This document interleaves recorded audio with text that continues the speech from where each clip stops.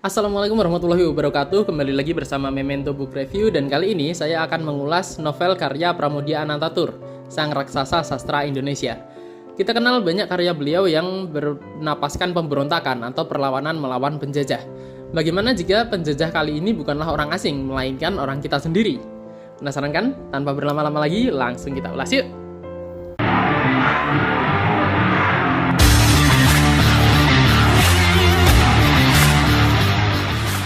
Saya baru tahu latar belakang novel ini yang cukup unik dari kata pengantar penerbitnya, Lentera di Pantara. Novel Gadis Pantai ini awalnya adalah roman bagian pertama dari sebuah trilogi. Tapi seperti yang kita tahu ya, Pram dulu adalah penulis yang dilarang. Karena dianggap berasosiasi dengan haluan kiri dan komunisme. Karya-karyanya pun banyak yang dilarang dan dimusnahkan. Gadis Pantai ini sebenarnya juga tidak akan selamat sebenarnya, jika bukan karena pihak Australian National University di Canberra tidak mendokumentasikannya. Seorang mahasiswi yang mengambil tesis di seputar proses kepengarangan Pram di tengah golak budaya dan kuasa, bernama Savitri P. Scherer, mengirimkannya kepada Pram selaku pengarangnya. Di pengantar ini juga disebutkan terima kasih kepada Arina Anantatur yang mengoreksi proof draft sebelum naik cetak. Novel ini sudah dimuat berkali-kali di berbagai media ya, seperti yang terlihat di bagian belakangnya ini. Ada banyak sekali. Sudah diterjemahkan ke dalam berbagai bahasa dan dicetak berulang-ulang kali. Dan yang saya miliki ini adalah terbitan Lentera di Pantara cetakan ke-14 bulan Januari tahun 2021. Novel yang genap berjumlah 270 halaman ini menceritakan tentang gadis pantai yang dinikahi oleh seorang priai di Rembang, atau di novel ini priainya itu disebut Bendoro. Saya tahu latarnya di Rembang adalah dari kata pengantarnya ya. Di dalam novel ini tidak disebutkan kotanya, tetapi memang disebutkan di Jawa Tengah begitu. Gadis pantai ini tiba-tiba memiliki kehidupan baru yang serba mewah dan dilayani segala kebutuhannya. Berbeda dari kehidupannya di kampung nelayan dulu. Bahkan dia jadi punya nama baru, Mas Nganten. Saya pikir konfliknya adalah karena perbedaan kehidupan dua dunia itu, tapi ternyata lebih dalam lagi. Bagaimanapun, gadis pantai hanyalah orang kampung, orang desa yang kecil dan rendah, sehingga dia hanya menjadi, dalam tanda kutip, istri percobaan bagi Bendoro tersebut. Sebenarnya nasib gadis pantai sudah bocor halus di awal ya, sudah disebutkan di awal, atau bahasa penulisnya kita sebut foreshadowing. Karena di kompleks Bendoro itu ada beberapa anak lelaki yang ibunya sudah diceraikan dan diusir. Sehingga gadis pantai pun cemas, apakah suatu saat nanti dia akan tergantikan? Konfliknya bukan hanya pada status gadis pantai dan Bendoro. Situasi jadi semakin rumit ketika datang seorang wanita bernama Mardina yang menjadi pelayan gadis pantai dan menemaninya menjenguk orang tuanya di kampung nelayan. Jika saya sederhanakan ya, Pram itu sangat jelas sebenarnya membagi bagian dalam novel ini.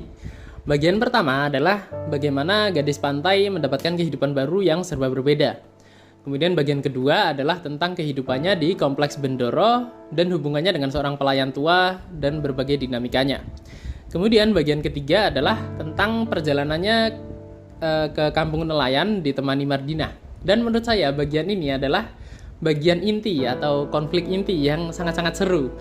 Sedangkan di bagian keempat adalah konflik utama yang sudah dibocorkan di awal cerita.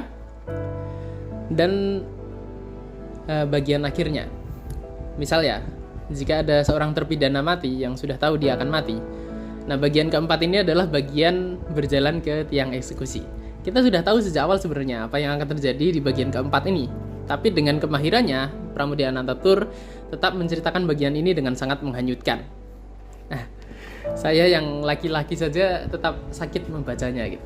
Rasanya bagi para ibu pembaca di luar sana, bagian keempat ini akan terasa sangat memukul. Untuk gaya bahasa dalam buku ini ringan. Kenapa saya bilang ringan? Karena untuk ukuran novel lama, gaya bahasanya sama sekali tidak membuat bingung. Apalagi dibandingkan dengan Bumi Manusia dan seterusnya, tetralogi Pulau Buru. Jadi novel Gadis Pantai ini mudah dibaca untuk ukuran novel lama dan untuk ukuran novel Pramoedya Anantatur. Banyak percakapan yang singkat yang membuat pembacanya terasa cepat. Penggambaran latar dan deskripsi tokohnya singkat-singkat juga, cukup untuk kita bayangkan dan tidak membuat jemu. Menurut saya, jika merasa tetralogi Pulau Buru itu terlalu berat, tapi masih ingin membaca karya Pramoedya Anantatur, novel Gadis Pantai ini menjadi pilihan yang sangat tepat. Untuk alur, novel ini sangat maju dan sangat linear, nyaris tidak ada kilas balik kecuali dari pikiran dan cerita singkat tokohnya. Gadis Pantai seringkali membandingkan kehidupannya dulu dengan kehidupan yang sekarang. Seperti nonton film yang sederhana, membaca novel ini terasa seperti kita ikut dalam perjalanan hidup gadis pantai yang penuh gejolak. Sudut pandangnya pun menurut saya sangat bagus, yaitu orang ketiga terbatas atau objektif. Hal ini membuat cerita terasa seperti di film-film, di mana kita sama tidak tahunya dengan para tokoh.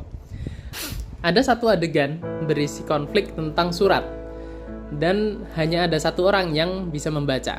Dia membaca surat itu dengan singkat, padahal suratnya panjang. Kita sebagai pembaca jadi ikut menebak-nebak, sebenarnya apa isi suratnya? Siasat apa yang mereka rencanakan? Apa yang sebenarnya terjadi gitu. Dan hal ini membuat pembaca jadi merasakan ketegangan dan konflik yang terjadi secara langsung. Jika narator bisa masuk ke dalam pikiran tokoh, itu hanyalah pada pikiran gadis pantai sendiri. Tokoh lainnya tidak. Kemudian untuk penokohan dalam buku ini cukup hitam putih ya menurut saya. Kita tahu siapa yang baik dan siapa yang jahat dari awal. Hanya saja penokohan semacam ini memberikan kekuatan pada cerita ketika dunianya bukan hanya soal baik dan jahat. Cara penyampaian penokohannya juga dari percakapan dan interaksi antar tokoh yang menurut saya sangat mengena. Kita bisa melihat bagaimana gadis pantai memperlakukan bapaknya dan sebaliknya. Bagaimana hubungan dengan suaminya sendiri dan lainnya. Tidak mendalam, tapi menurut saya cukup untuk memperkuat cerita. Selanjutnya untuk kelebihan dan kekurangan, kelebihan buku ini adalah pada kesederhanaannya. Sekali lagi, ceritanya terasa ringan dan enak dibaca. Tidak membuat kita berpikir atau merenung terlalu panjang seperti Anak Semua Bangsa, tapi lebih menyerang perasaan dan membuat kita ikut menanggung beban gadis pantai. Meskipun tidak setipis itu ya, tapi novel ini bisa dibaca dengan cepat, karena seperti yang saya sebut tadi, adegan-adegannya membuat kita merasa seperti terhanyut dalam drama, dan banyak percakapan-percakapan pendek sehingga membaca satu halamannya bisa terasa cepat.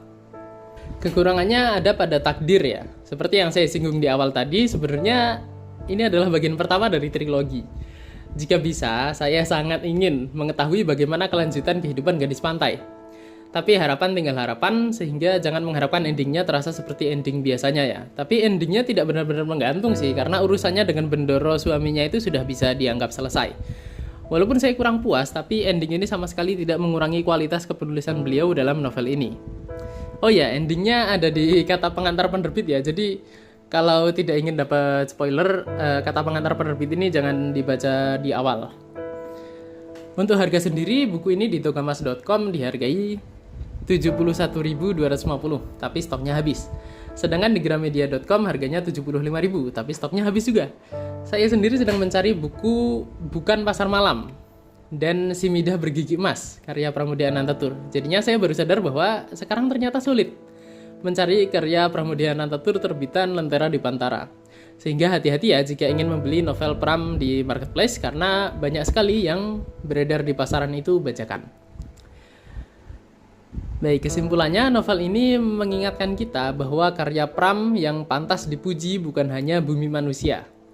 Melalui gaya bahasa yang terbilang sederhana, novel Gadis Pantai ini menjadi semacam angin segar bagi kita yang ingin membaca sastra berkualitas dari negeri kita sendiri. Bagi orang Jawa seperti saya, cerita dalam novel ini sangat menusuk. Tapi saya rasa bagi para ibu, akan lebih dalam lagi tusukannya. Kita sebagai warga negara ini jangan memalingkan muka dari kenyataan sejarah, tetapi melihatnya sebagai sesuatu yang bisa diperbaiki dan menjadi pelajaran bagi kehidupan kita kelak. Novel ini memberikan gambaran bagaimana feodalisme membuat kita yang awalnya sama-sama manusia menjadi berbeda satu dengan lainnya. Baik, demikianlah review Gadis Pantai kali ini. Terima kasih telah menonton sampai akhir. Jika di zaman sekarang kalian atau teman kalian nih dijodohkan dan harus menikah dengan paksaan, menurut kalian gimana? Tulis pendapat kalian di kolom komentar. Jika kalian suka pembahasan buku yang mendalam seperti ini, jangan lupa like dan share ke teman membaca kalian. Di video selanjutnya, saya akan mengulas buku yang menceritakan tentang intrik pembangunan jembatan yang penuh kendala dan kecurangan di Indonesia. Jadi jangan lupa subscribe dan nyalakan notifikasinya. Kalian juga bisa request buku apa yang ingin saya bahas selanjutnya di kolom komentar. serta support channel ini lewat link yang ada di deskripsi. Follow juga Instagram @memento.bookreview buat konten kepenulisan dan sneak peek review selanjutnya. Sampai jumpa di video berikutnya. Salam literasi. Wassalamualaikum warahmatullahi wabarakatuh.